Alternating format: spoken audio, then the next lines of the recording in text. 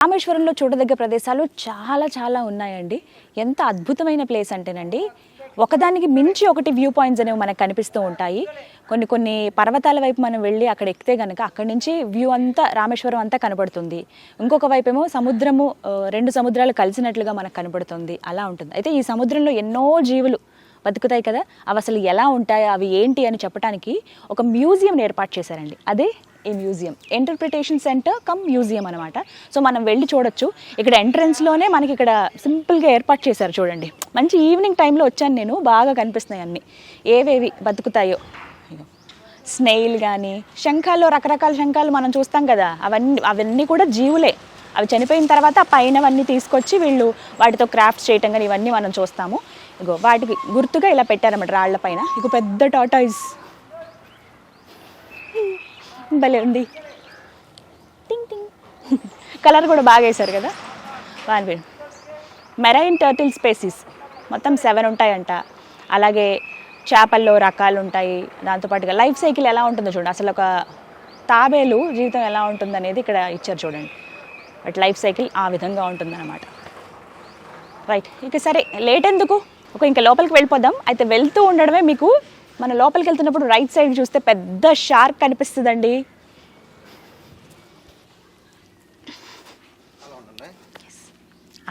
అని ఉంది పెద్ద షార్క్. అని నోరు తెరుచుకుని ఉంది కదా. లోపలికి వెళ్ళొచ్చు. పిల్లలు ఆడుకోవడానికి ఉంది. ఒక్క నిమిషం, పిల్లలని నేను వెళ్తున్నాను అనుకోకండి, సరదానే కదా మనం ఎక్కడున్నా. అమ్మో, షార్క్ నోట్లో ఉన్నాం ఇప్పుడు మనం.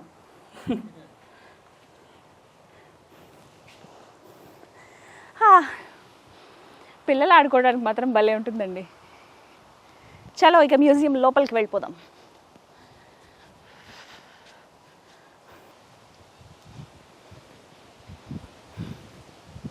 లోపలికి వెళ్తుండగానే మనకి ఇక్కడ ఈ ప్లేస్ విశిష్టత ఏంటి, అసలు ఈ ప్లేస్లో ఏమున్నాయి అనేది మనం తెలుసుకోవచ్చు. ఈ డార్క్ బ్లూ కలర్లో ఇలా గీసారు చూసారా, ఇదంతా కూడా Gulf of Mannar marine biosphere reserve, అంటే బఫర్ జోన్. ఇదంతా కూడా బ్లూ కలర్లో ఉందా, ఇదంతా కూడా Gulf of Mannar marine national park core zone అంటారు. ఇదంతా కూడా ఇక్కడ కాదు, ఇక్కడి నుంచి ఇక్కడ వరకు. మనకి పోర్ట్ ఎక్కడ ఉంది, టుతికోరిన్. ఇగో టుతికోరిన్ పోర్ట్ అక్కడ ఉంది. టుతికోరిన్ పోర్ట్ అయితే అక్కడ ఉంది. ఈ 21 ఏంటంటే ఐలాండ్స్. ఇక్కడ మొత్తం ఈ బార్డర్లో ఉన్నటువంటి ఐలాండ్స్, అక్కడి నుంచి చూసుకుంటే రామేశ్వరం అక్కడ ఈ బార్డర్ వరకు కన్యాకుమారి వరకు ఉన్నటువంటి ఐలాండ్స్ ఇవన్నీ కూడా మనం వెళ్ళి చూడొచ్చు అన్నది ఏంటంటే షింగిల్ దీవ్ ఒకటి, అలాగే కుర్సాడే. షింగిల్ దీవ్ ఇంకా సిద్ధం చేస్తున్నారు, రెండే మనం చూడగలుగుతామట. మిగతా వాటిలో అసలు ఛాన్సే ఉండదు నడవడానికి, పాములు ఎక్కువ ఉంటాయి, అక్కడికి వెళ్ళే మనుషులు అని చెప్పారు. మనం కుర్సాడే అయితే మనం వెళ్ళొచ్చండి. ఇవన్నీ కూడా సబ్మర్జ్డ్ ఐలాండ్స్. సో దానికి సంబంధించింది ఇక్కడ ఇలా డిస్ప్లే చేశారు. ఈ మ్యాటర్ అంతా చదువుకుని వెళ్ళొచ్చు. పిల్లలు వచ్చినప్పుడు వాళ్ళకి ఎక్స్ప్లెయిన్ చేయొచ్చు అనమాట. వెళ్దాం లోపలికి.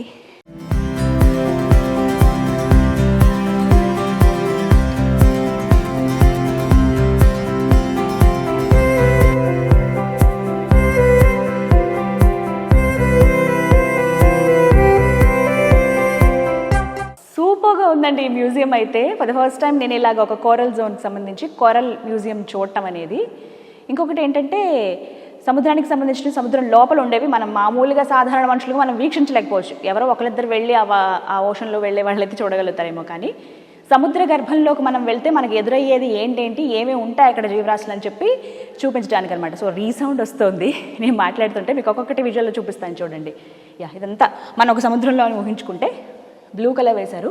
ఇగో ఫిషెస్, ఇవి కోరల్స్, బ్రాంచెస్ లాగా ఉంటాయి, టేబుల్ కోరల్స్ ఉంటాయి, ఫ్లవర్ టైప్లో ఉంటాయి, షెల్స్లా ఉంటాయి, ఇలా రకరకాల కోరల్స్ ఉంటాయి. ఇగోండి ఇది బ్రాంచెస్. ఇవి నాకు ఐలాండ్ దగ్గర చిన్న చిన్న పీసెస్ లాగా దొరికాయి, చిన్న చిన్న ముక్కలు. ఇగోండి ఫిషెస్, ఇలాంటి ఫిషెస్ ఉంటాయంట. కలర్ఫుల్ ప్యారెట్ ఫిషెస్ అంటారు చూసారా, కలర్స్తో ఉంటాయి, అలాంటివి అనమాట. కోల్డ్ బ్లడెడ్ యానిమల్స్ అంటే పిల్లలకి ఏంటంటే నేను చెప్పాలనుకున్నది అయితే, యాజ్ అ పేరెంట్, నేను ఒక తల్లిని కాబట్టి పిల్లల్ని ఇలాంటి ప్లేసెస్కి తీసుకొచ్చి చూపిస్తే చాలా బాగుంటుంది. వాళ్ళకి ఆధ్యాత్మిక పరంగా దేవుని సన్నిధి చూపించవచ్చు, అలాగే మన హిస్టరీ పరంగా ధనుష్కుడి చూపించవచ్చు. అండ్ దాంతోపాటుగా ఇలాంటివి ఏంటంటే వాళ్ళకి నాలెడ్జ్ గెయినింగ్ ప్రాసెస్లో భాగంగా పక్కనే వివేకానంద మెడిటేషన్ హాల్ ఉందండి, అక్కడ వారి గురించి ఎక్స్ప్లెయిన్ చేయొచ్చు, ఇలా మ్యూజియం చూడొచ్చు. The best places in Rameswaram ఇవన్నీ కూడా. ఈ ఫిషెస్లో ఏవైతే ఉన్నాయో వాటిలో విటమిన్ A and B ఉంటాయట. ఇగో పీతలు, ప్రాన్స్, రకరకాల ఫిషెస్ ఇవన్నీ కూడా చూడు. ఇవి కూడా ఎలా పెట్టారు గ్లాస్ తోటి. క్రస్టాక్షియన్స్ అంటే ఇవి, క్రస్టేషియన్స్. అమ్మో, స్నేక్, ఆవులు కూడా ఉంటాయి కదా సముద్రంలో. ఆక్టోపస్. ఇగోండి మనకు కొంచెం స్నేయిల్స్ అంటాం కదా, మొలస్క్స్, అవి స్క్విడ్, స్నేయిల్స్ ఇవన్నీ. డీప్ సీకి వెళ్తే, ఒకవేళ బాగా సముద్రం లోపలికి మనం వెళ్తే, ఇంక ఇది మహాసముద్రం కదా, ఇండియన్ ఓషన్ కదా నెక్స్ట్ పార్ట్. సో ఇవన్నీ ఉంటాయి అందులో ఇన్ని రకాలుగా. ఆక్టోపస్, ట్యూనా ఫిషెస్, షార్క్లు, డాల్ఫిన్స్, బిల్ ఫిషెస్, దాంతోపాటుగా రే ఫిషెస్, తోక పెద్దగా ఉంటుంది ఇలాగా. మళ్ళీ సన్ ఫిషెస్ ఉంటాయట, ఫ్లయింగ్, ఎగురుతాయి ఇలా. ఇక్కడ చూడండి ఇంట్రెస్టింగ్ ఫ్యాక్ట్స్ అంట. ఆలివ్ రిడ్లీ సీ టర్టిల్, మనకి ఏదైతే ఎంట్రన్స్లో మనం చూసామో పెద్ద టర్టిల్, దాని గురించి రాశారండి ఇక్కడ. సైంటిఫిక్ నేమ్ ఇచ్చారు, ఒలివేషియా. టైప్ ఏమో రెప్టైల్, అది ఓమ్నివోర్.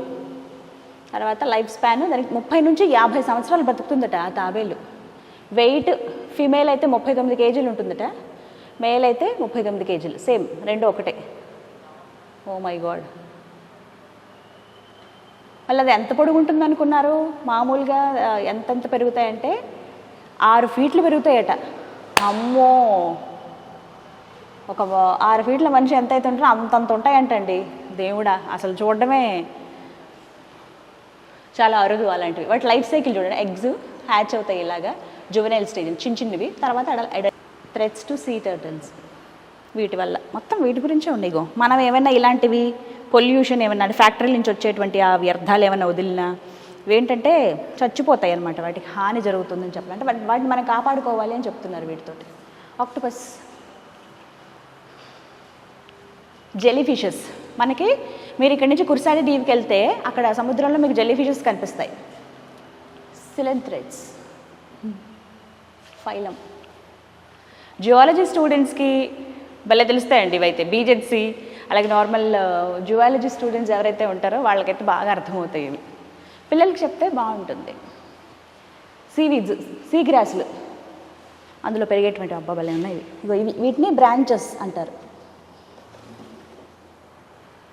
ఫ్లోట్ అవుతుందన్నట్టు మనకు అదేంటి ఏదో దుమ్ములాగా అనిపిస్తుంది, కానీ అది చెత్త కాదు, కనపడదు, ట్రాన్స్పరెంట్గా ఉంటుంది, మొత్తం బొయ్యికలే కనపడతాయి దానికి. డీప్ సీలో ఉండే ఫిషెస్ అన్నీ ఇలా.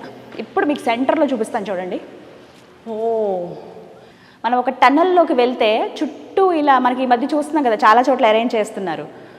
గ్లాస్ టనల్లోకి మనం వెళ్తే చుట్టూ ఫిషెస్ ఇవన్నీ కనిపిస్తాయి కదా, వాటర్లో ఉండేవన్నీ అలా ఏర్పాటు చేశారనమాట. పైన కూడా ఇలా ఫిషెస్ వెళ్తున్నట్లుగా.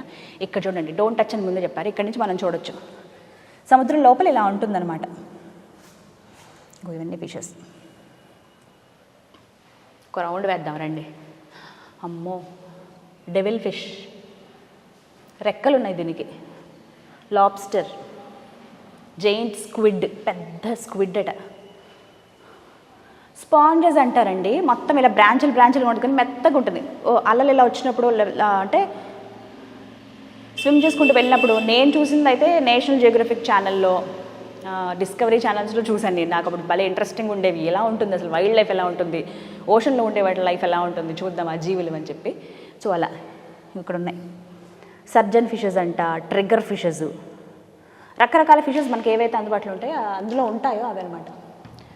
రకరకాల ఫిషెస్ అండి. సముద్రం గర్భంలో ఏవైతే ఉంటాయో అవన్నీ మనం ఇక్కడ ఎగ్జిబిట్ చేశారు, తెలుసుకోవచ్చు. మనం ఎలాగో అక్కడికి వెళ్ళి చూడలేం కదా. ఇగో షార్క్స్, అమ్మో గ్రూపర్ అంట, నోరు ఎంత పెద్దగా ఉందో. Lion fish, dragon fish. Dragon fish అంటే ఇవి ఉంటాయంటండి ఇక్కడ. నాకు ఇందాక గైడ్ని అడిగితే అమ్మో అలాంటివి ఉంటాయి, చాలా డేంజర్, అవి ముళ్ళు ఉంటాయి వాటికి అని చెప్పారు.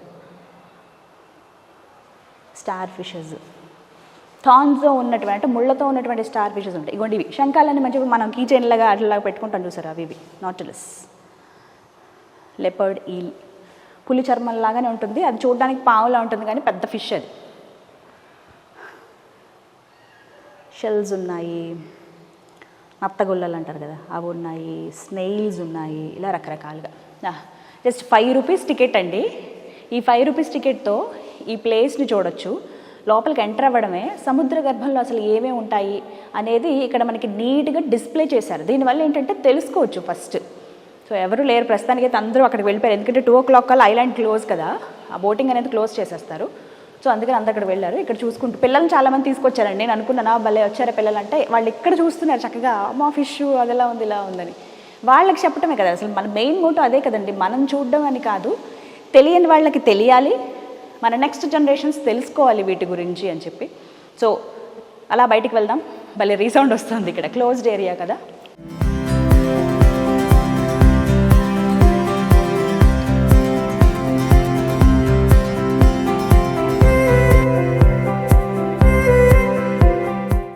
ఓకే, చూసారు కదా మ్యూజియం అండి, చాలా చాలా బాగుంది. మనకి కుందుకల్ అనేటువంటి ఏరియా ఇది. మనకి ఇక్కడి నుంచి టెంపుల్, రామనాథ స్వామి టెంపుల్ ఒక దగ్గర దగ్గర 18-20 కిలోమీటర్లు వస్తుందండి. మీరు ఎంటర్ అవ్వగానే పంబన్ బ్రిడ్జ్ దాటిన తర్వాత మీరు అడగొచ్చు, వివేకానంద మెడిటేషన్ హాల్ కావచ్చు, కుందుకల్ అని అడగొచ్చు, లేకపోతే కుర్సాడి ఐలాండ్స్ ఎక్కడండి వెళ్ళటానికి మార్గం అని అంటే అందరూ చూపిస్తారు. చాలా ఫ్రెండ్లీ పీపుల్ ఉన్నారు ఇక్కడ. ఇక్కడ చాలా రిఫ్రెష్మెంట్ కూడా వీలుంటుందండి. కొంచెం తినే పదార్థాలు కావచ్చు, చిన్న చిన్న షాప్స్ ఉన్నాయి, రిఫ్రెష్ అవ్వడానికి వాష్రూమ్స్ ఉన్నాయి, అన్నీ అవైలబుల్గా ఉన్నాయి. ఇక్కడికి రాగానే మీకు ఫస్ట్ పెద్ద గోపురంలాగా ఒక మందిరంలాగా కనపడుతుంది, అది వివేకానంద మెడిటేషన్ హాల్. దాని పక్కనే మీకు మ్యూజియం ఉంటుంది.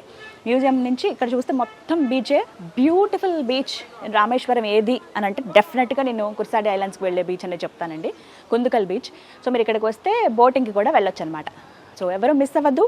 రామేశ్వరం వచ్చిన వాళ్ళు సింపుల్గా ఒక్కరోజుని హడావిడి పడి వెళ్ళిపోకుండా 2 days ఇక్కడ స్పెండ్ చేసి చూడవలసిన ప్రదేశాలన్నీ చూసేసి హ్యాపీగా మీరు ఎంజాయ్ చేస్తారు. మీకున్న ఈ బిజీ లైఫ్లో చిన్న బ్రేక్ తీసుకుని రిలాక్స్ అవుతారని కోరుకుంటున్నాను. మరో ఇంట్రెస్టింగ్ వీడియోతో మళ్ళీ మీ ముందుకు వస్తాను.